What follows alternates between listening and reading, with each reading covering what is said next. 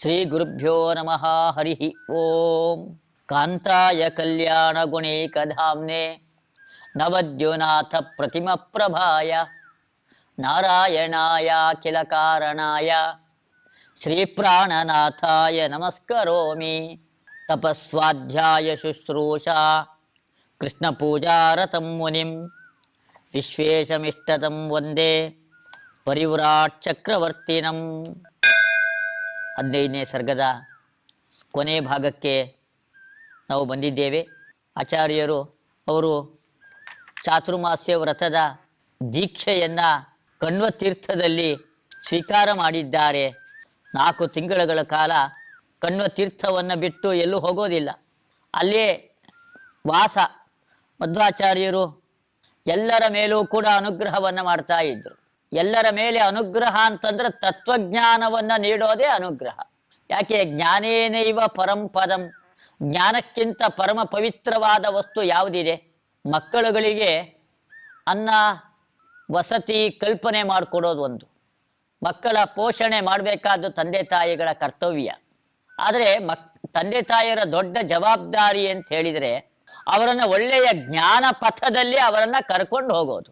ಇದು ಬಹಳ ಮುಖ್ಯವಾದದ್ದು.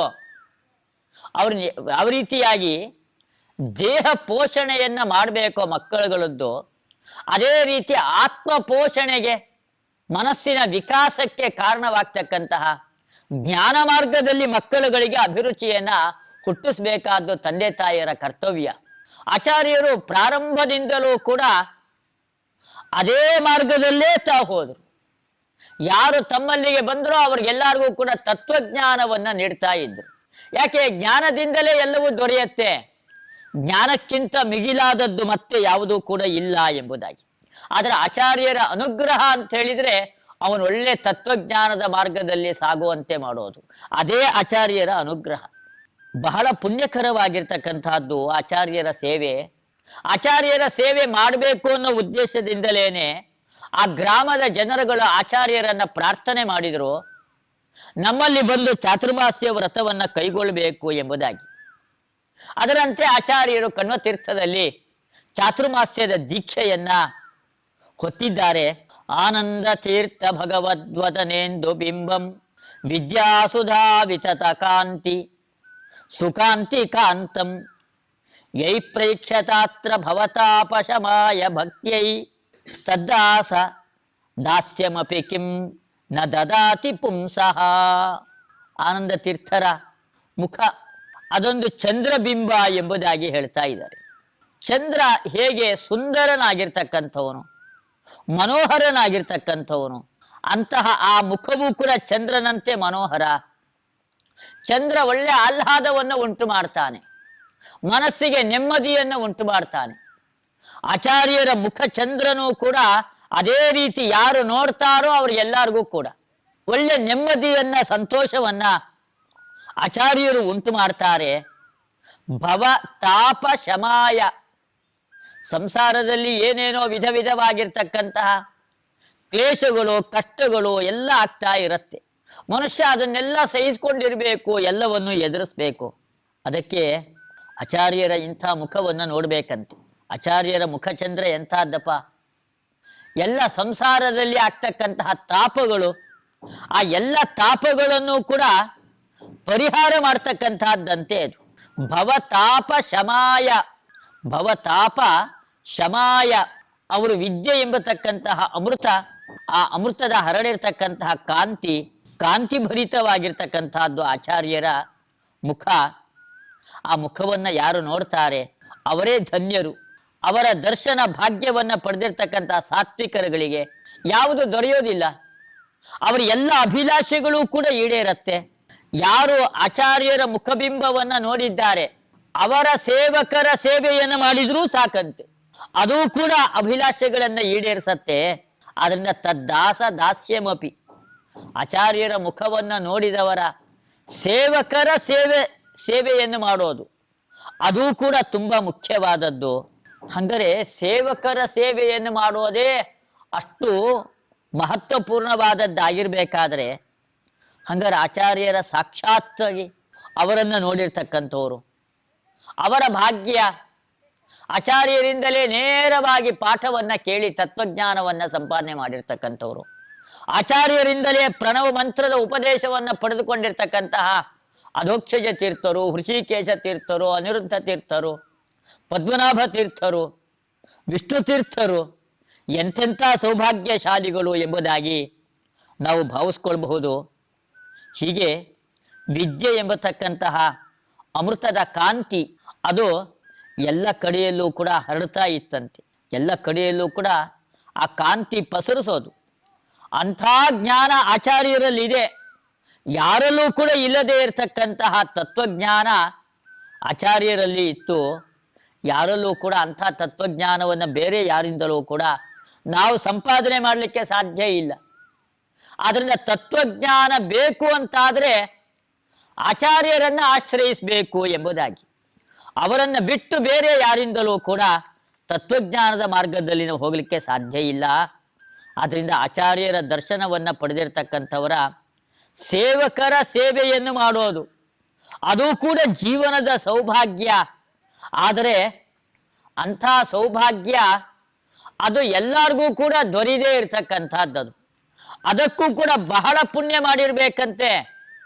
ಯಾರು ಬಹಳ ಪುಣ್ಯವನ್ನ ಮಾಡಿದ್ದಾರೆ ಅವರುಗಳಿಗೆ ಮಾತ್ರ ಇಂತಹ ಭಾಗ್ಯ ದೊರೆಯಲಿಕ್ಕೆ ಸಾಧ್ಯ, ಬೇರೆ ಎಲ್ಲರಿಗೂ ಕೂಡ ದೊರೆಯಲಿಕ್ಕೆ ಸಾಧ್ಯ ಇಲ್ಲ ಎಂಬುದಾಗಿ ಹೇಳ್ತಾ ಪಂಡಿತಾಚಾರ್ಯರು ಈ 15ನೆಯ ಸರ್ಗದಲ್ಲಿ ಅವರು ಆಚಾರ್ಯರು 2 ಹಳ್ಳಿಗಳ ಮಧ್ಯದಲ್ಲಿ ಒಂದು ದೇವಾಲಯದಲ್ಲಿ ವಾಸವನ್ನು ಮಾಡಲಿಕ್ಕೆ ಪ್ರಾರಂಭ ಮಾಡಿದರು.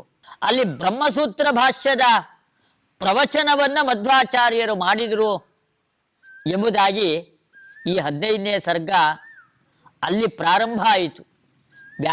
ಭೂಯೋ ಬೋಧಸ್ತತೋ ಭೂಯೋ ವ್ಯಾಚಕ್ಷ್ಯೌ ಭಾಷ್ಯಮದ್ಭುತಂ ಗ್ರಾಮೇ ಗ್ರಾಮೀಣ ಸಾಮಾನ್ಯೇ ವಸಂಸ್ತತ್ರಾಮರಾಲಯೇ ಅಂತ 15ನೇ ಸರ್ಗ ಪ್ರಾರಂಭ ಆಗಿದ್ದು. ಆ 15ನೇ ಸರ್ಗ ಮುಕ್ತಾಯ ಆಗ್ತಾ ಇರೋದು ಗ್ರಾಮೇ ವಾತೈ ಪಾವಿತೆ ಕಾಣ್ವತೀರ್ಥೈ ಭಕ್ತ ಪ್ರೀತ್ಯ ಸನ್ಮಠೆ ಅನೂನಬೋಧ ಅಂತ ಚಾತುರ್ಮಾಸ್ಯ ವ್ರತ ದೀಕ್ಷೆಯನ್ನ ಆಚಾರ್ಯರು ಸ್ವೀಕಾರ ಮಾಡಿದ್ರು ಎಂಬುದಾಗಿ ಹೇಳ್ತಾ ತದ್ದಾಸ ದಾಸ್ಯಮಪಿ ಕಿಂ ನ ದದಾತಿ ಪುಂಸಃ. ಚಾತುರ್ಮಾಸ್ಯ ವ್ರತದಲ್ಲಿ ತತ್ವಜ್ಞಾನವನ್ನ ಸಂಪಾದನೆ ಮಾಡಬೇಕು. ಅದು ಯೋಗ್ಯವಾಗಿರ್ತಕ್ಕಂತಹ ಕಾಲ. ಗುರುಗಳು ವೃದ್ಧರು ಅವರ ಸೇವೆಯನ್ನು ಮಾಡಬೇಕು. ಆಚಾರ್ಯರ ಸೇವಕರ ಸೇವೆಯನ್ನು ಮಾಡಿದರೆ ಅಂತಹ ಭಾಗ್ಯ ದೊರೆಯುತ್ತೆ. ತದ್ದಾಸ ದಾಸ್ಯಮಪಿ ಕಿಂ ನ ದದಾತಿ ಪುಂಸಃ. ಬ್ರಹ್ಮಸೂತ್ರ ಭಾಷ್ಯದ ಪಾಠವನ್ನ ಆಚಾರ್ಯರು ಪ್ರಾರಂಭ ಮಾಡಿದರು ಎಂಬುದಾಗಿ 15ನೇ ಸರ್ಗ ಪ್ರಾರಂಭ ಆಯಿತು.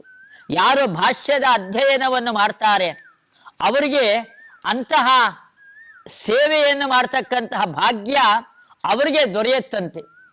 ಆಚಾರ್ಯರ ಯಾರು ಸಾಕ್ಷಾತ್ ಶಿಷ್ಯಂದ್ರುಗಳು ಆಚಾರ್ಯರ ಅನುಗ್ರಹಕ್ಕೆ ಪಾತ್ರರಾಗಿರ್ತಕ್ಕಂಥವರು ಅವರ ಸೇವೆಯನ್ನು ಮಾಡ್ತಕ್ಕಂತಹ ಭಾಗ್ಯ ಯಾರಿಗೆ ದೊರೆಯುತ್ತೆ ಅಂತ ಹೇಳಿದರೆ ಭಾಷ್ಯದ ಅಧ್ಯಯನವನ್ನು ಮಾಡಿರ್ತಕ್ಕಂಥವರಿಗೆ.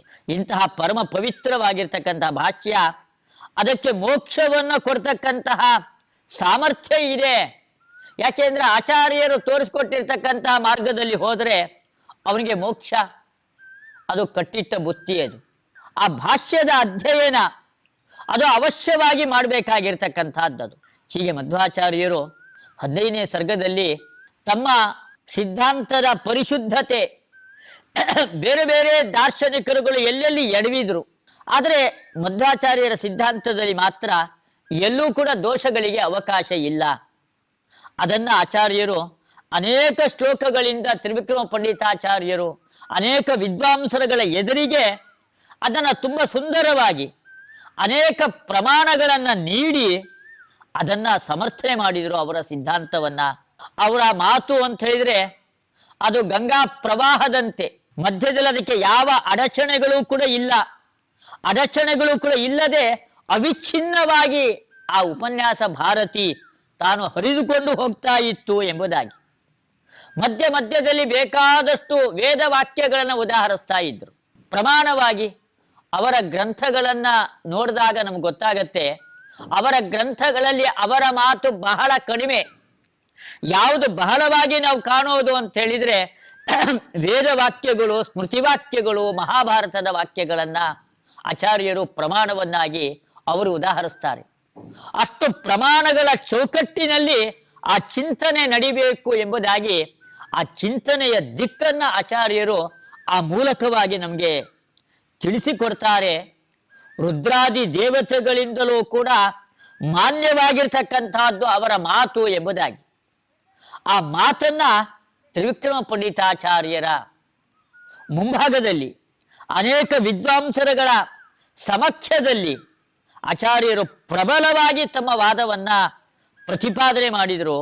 ತಮ್ಮ ಸಿದ್ಧಾಂತವನ್ನ ತುಂಬ ಚೆನ್ನಾಗಿ ಸುಂದರವಾಗಿ ಸ್ಥಾಪನೆ ಮಾಡಿದರು. ಅವರ ಗ್ರಂಥಗಳ ಪರಿಚಯ, ಅವರ ಶಿಷ್ಯಂದ್ರುಗಳು, ಅವರ ಪರಿಚಯ, ಅವರಿಂದ ಸನ್ಯಾಸವನ್ನ ಸ್ವೀಕಾರ ಮಾಡಿರ್ತಕ್ಕಂತಹ ವಿಷ್ಣು ತೀರ್ಥರು, ಪದ್ಮನಾಭ ತೀರ್ಥರು, ಅಂತಹ ಶಿಷ್ಯಂದ್ರಗಳ ಒಂದು ದೊಡ್ಡ ಸಮೂಹ.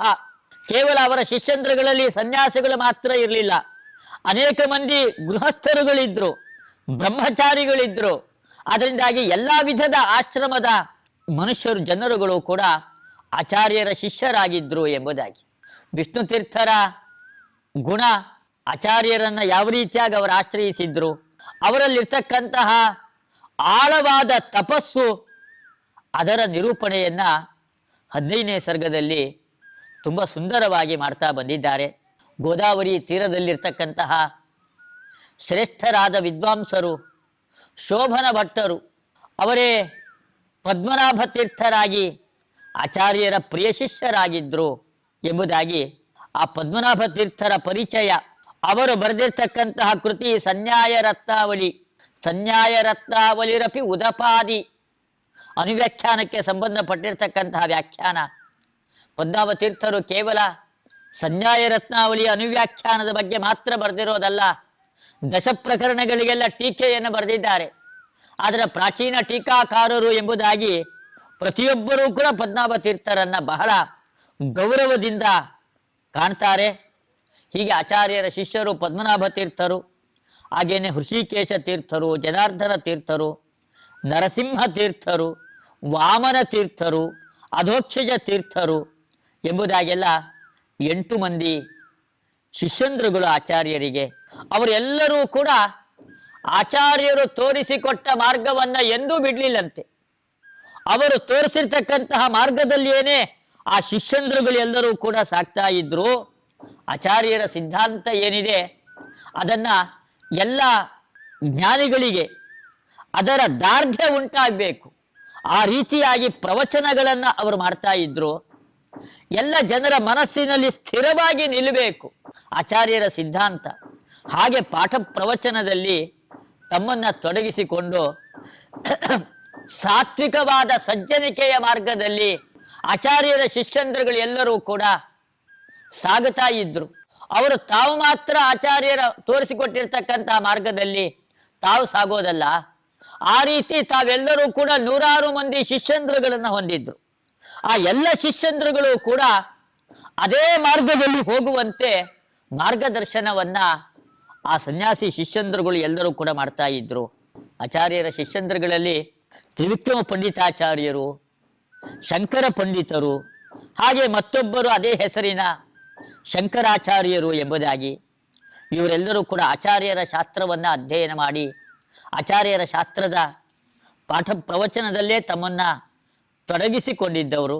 ರಾಮನಂತೆ ಮೋಕ್ಷ ಮಾರ್ಗವನ್ನ ಎಲ್ಲರಿಗೂ ಕೂಡ ಕರುಣಿಸಿರ್ತಕ್ಕಂಥವರು ಆಚಾರ್ಯರು ಎಂಬುದಾಗಿ ಹೇಳ್ತಾ, ಆಚಾರ್ಯರು ತಮ್ಮ ಸಿದ್ಧಾಂತವನ್ನ ಕನ್ಯಾಕುಮಾರಿಯಿಂದ ಕಾಶ್ಮೀರದವರೆಗೆ ಎಲ್ಲ ಕಡೆಯಲ್ಲೂ ಕೂಡ ಅದನ್ನ ತುಂಬ ಚೆನ್ನಾಗಿ ಪ್ರಚಾರ ಮಾಡ್ತಾ ಇದ್ರು. ಅದಕ್ಕೋಸ್ಕರವಾಗಿಯೇ ಸಾವಿರಾರು ಜನ ಶಿಷ್ಯಂದ್ರಗಳನ್ನ ಅವರು ಸಂಪಾದನೆ ಮಾಡಿದ್ರು.